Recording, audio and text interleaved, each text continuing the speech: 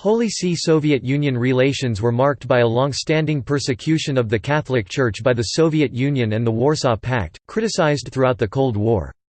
After a long period of resistance to atheistic propaganda beginning with Benedict XV and reaching a peak under Pius XII, intensified after 1945, the Holy See attempted to enter in a pragmatic dialogue with Soviet leaders during the papacies of John XXIII and Paul VI.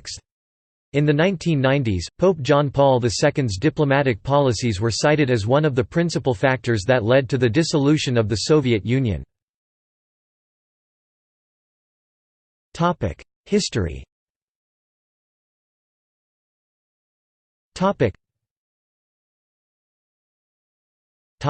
Heightened tensions, 1917 to 1958.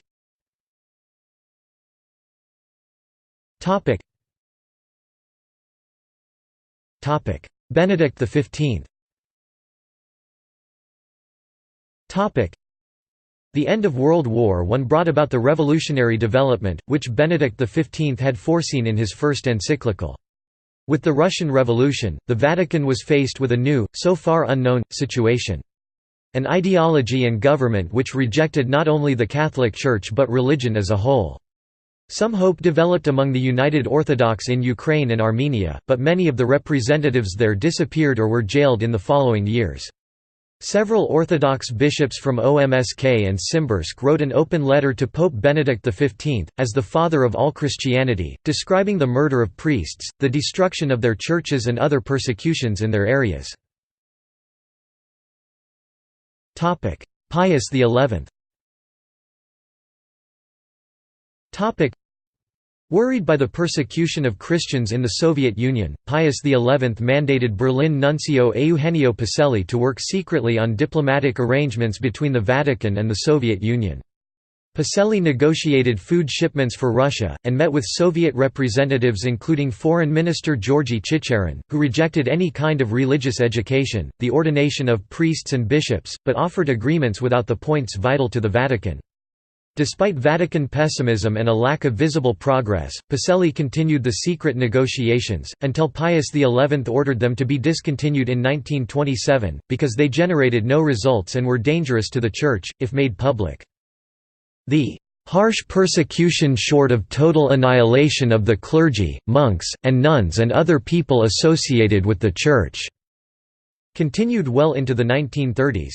In addition to executing and exiling many clerics, monks and laymen, the confiscating of church implements for victims of famine and the closing of churches were common. Yet according to an official report based on the census of 1936, some 55% of Soviet citizens identified themselves openly as religious, while others possibly concealed their belief. Pius XI described the lack of reaction to the persecution of Christians in such countries as the Soviet Union, Mexico, Germany and Spain as a conspiracy of silence. In 1937 the Pope issued the encyclical Divini Redemptoris, which was a condemnation of communism and the Soviet regime. He did name a French Jesuit to go to the USSR and consecrate in secret Roman Catholic bishops. It was a failure, as most of them ended up in gulags or were otherwise killed by the communist regime. Pius XII. The pontificate of Pius XII faced extraordinary problems. During the 1930s, the public protests and condemnations of his predecessors had not deterred the Soviet authorities to persecute all Christian churches within the Soviet Union as hostile to Marxism-Leninism. The persecution of the Catholic Church was a part of an overall attempt to eradicate religion in the Soviet Union. In 1940, after Germany occupied the western part of Poland, the Soviet Union annexed the eastern part along with the Baltic countries including predominantly Catholic Lithuania. 2 months after his election on May 12, 1939, in Singulari Animi, a papal letter to the Sacred Congregation of the Oriental Church, Pius XII reported again the persecutions of the Catholic faith in the Soviet Union. 3 weeks later, while honoring the memory of Saint Vladimir on the 950th anniversary of his baptism, he welcomed Ruthenian priests and bishops and members of the Russian colony in Rome, and prayed for those who suffer in their country, awaiting with their tears the hour of the coming of the Lord. Persecution began at once, as large parts of Poland and the Baltic states were incorporated into the USSR. Almost immediately, the United Catholic Churches of Armenia, Ukraine and Ruthenia were attacked. While most Oriental Christians belong to an Orthodox Church, some like the Armenian Catholic Church, Ukrainian Greek Catholic Church and the Ruthenian Greek Catholic Church, are united with Rome, which allowed them to keep their own Oriental liturgy and church laws. After the war, the Russian Orthodox Church was given some freedom by the government of Joseph Stalin, but not the Orthodox Oriental Churches, which was united with Rome. Leaders of the Orthodox Oriental Churches faced intense pressure to break with Rome and unite with Moscow. Pope Pius addressed specifically the Ruthenian Catholic Church located in Ukraine. The encyclical Orientales Omnes Ecclesias is a summary of the relations between the Uniate Eastern Churches and Rome until the persecutions in 1945. Some Ruthenians, resisting Polonization, felt deserted by the Vatican and returned to the Russian Orthodox Church during the pontificate of Pope Pius XI. Dialogue, 1958–1978.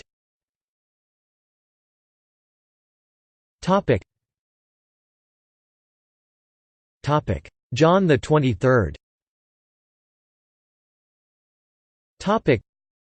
During the brief papacy of John the 23rd, there were attempts to reconcile with the Russian Orthodox Church in the hope of reducing tensions with the Soviet Union and contributing to peace in the world. The Second Vatican Council did not condemn communism and did not even mention it, in what some have called a secret agreement between the Holy See and the Soviet Union.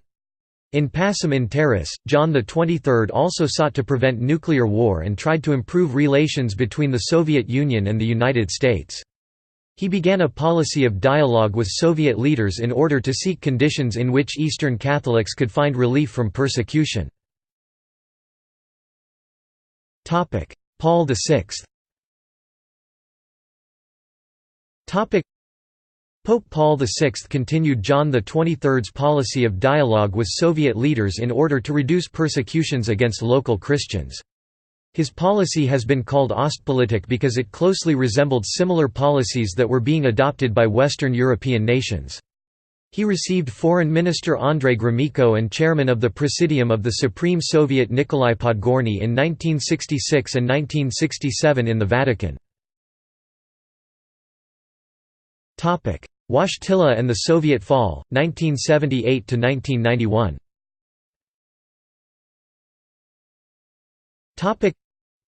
John Paul II has long been credited with being instrumental in bringing down communism in Catholic Eastern Europe by being the spiritual inspiration behind its downfall and a catalyst for a peaceful revolution in Poland. In February 2004, the Pope was even nominated for a Nobel Peace Prize honoring his life's work in opposing communism and helping to reshape the world after the fall of the Soviet Union.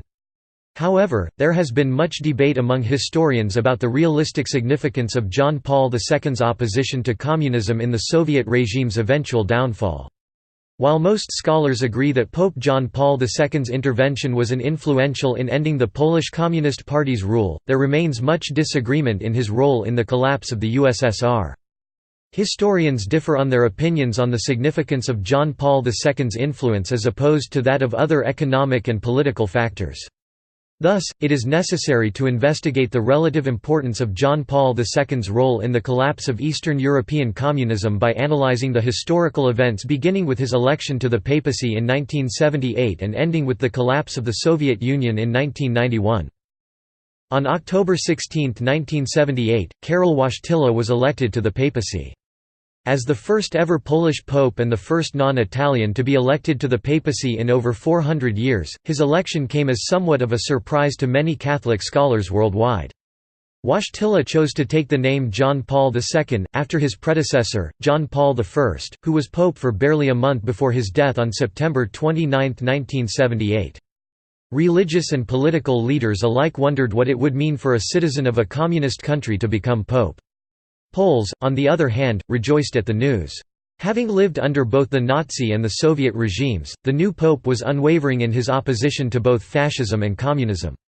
While the Vatican had always officially opposed communism due to its atheism, Pope John Paul II lost no time in making this theological opposition into an active policy of confrontation. In his first encyclical, he pinpointed religious freedom as the paramount human right and argued that it was the duty of the Church to protect this right. Simultaneously, he rejected the general Cold War diplomacy of appeasement by removing or demoting church leaders who had enacted the policy of Ostpolitik, or quiet negotiation with communist leaders. Instead, Pope John Paul II spoke out publicly against communism. Despite warnings from Leonid Brezhnev, General Secretary of the Central Committee of the Communist Party of the Soviet Union, not to interfere in Poland, the new pope visited his homeland within the first year of his papacy. On June 2, 1979, John Paul II made his first papal visit to Poland. 3 million people came to the capital to greet him. The Pope held Mass publicly in the Victory Square in Warsaw, which was usually reserved for state-sponsored events. In the Lenin shipyard, John Paul II held Mass in memory of the Polish workers who had been killed in a 1970 strike, carrying a large wooden cross which some took to symbolize the burden of communism on the Polish people.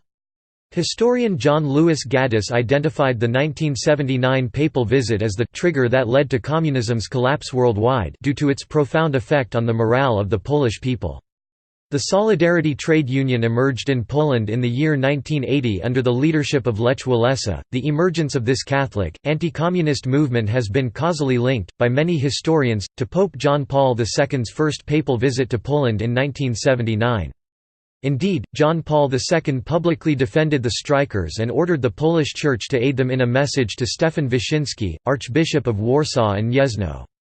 Whereas most previous Polish revolutionary movements had been secular in nature, Solidarity centered on the religious symbols of the Cross, the Rosary, and the Madonna. In January 1981, Walesa visited Rome and met with the Pope for the first time, receiving his official recognition and support. On May 13, 1981 in St. Peter's Square, Pope John Paul II was shot twice in the abdomen by would-be assassin Mehmet Ali Agca. While many scholars have claimed that the assassination attempt was part of a conspiracy by the Soviet Union, this theory has never been proven. If true, the assassination attempt would reveal Soviet fears of the Pope's influence in the Eastern Bloc and his assistance in the Polish Solidarity movement. However, the Pope survived. Initially, the Polish communists resisted the Solidarity rebels, imprisoning many of the movement's leaders between 1981 and 1983, but over the course of the 1980s, the movement gained more power and thus, more legitimacy. Consequently, in 1989, round-table talks were held between the leaders of Solidarity, the Soviet Communists, and the Catholic Church. In 1990, Walesa was elected President of Poland and began large-scale market reforms. By 1992, Soviet troops had begun to leave Poland. This trend was paralleled by demonstrations and revolts in several other satellite states. There has been much speculation by historians about the relationship between Pope John Paul II and American President Ronald Reagan. The two leaders kept up a regular letter correspondence and met in Rome in both June 1982 and June 1987. This interaction has caused many historians to believe that the cooperation between the leaders strengthened the anti-communist cause. However, other historians, like George Weigel, have argued that both men were able to make their own individual political achievements. According to this view, the United States, under the leadership of President Reagan, presented an economic challenge to the Soviet Union, which was entirely independent of Vatican influence. Therefore, Reagan's role in the collapse of the Soviet economy may have been more influential than that of Pope John Paul II. On December 1, 1989, the Pope met with Soviet leader Mikhail Gorbachev. It was the first time that a Catholic Pope had met with a Soviet leader. The two leaders agreed to establish diplomatic relations between the Vatican and the Soviet Union. Gorbachev also pledged to allow greater religious freedom within the Soviet Union. Many saw the meeting as a symbolic end to the philosophical conflict between the Soviet Union and the Vatican. It certainly showed a growing willingness on both sides to cooperate. Even though the Pope was primarily a religious leader, his leadership also had significant political consequences. John Paul II clearly used his Polish identity and connections to bring about the collapse of the nation's communist regime. While the intervention of Pope John Paul II was undoubtedly an essential factor in the ending of communism in Poland, it is less clear how significant the Pope's leadership was in the rest of Eastern Europe and within the Soviet Union itself. The efforts of anti-communist leaders, such as Pope John Paul II and President Ronald Reagan, did not make the fall of the Soviet Union inevitable. However, these leaders did hasten the end of the Cold War and the fall of Soviet communism, particularly in Eastern Europe. See also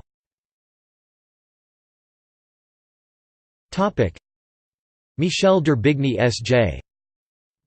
Religion in the Soviet Union, persecution of Christians in the Soviet Union, persecution of Christians in Warsaw Pact countries. References.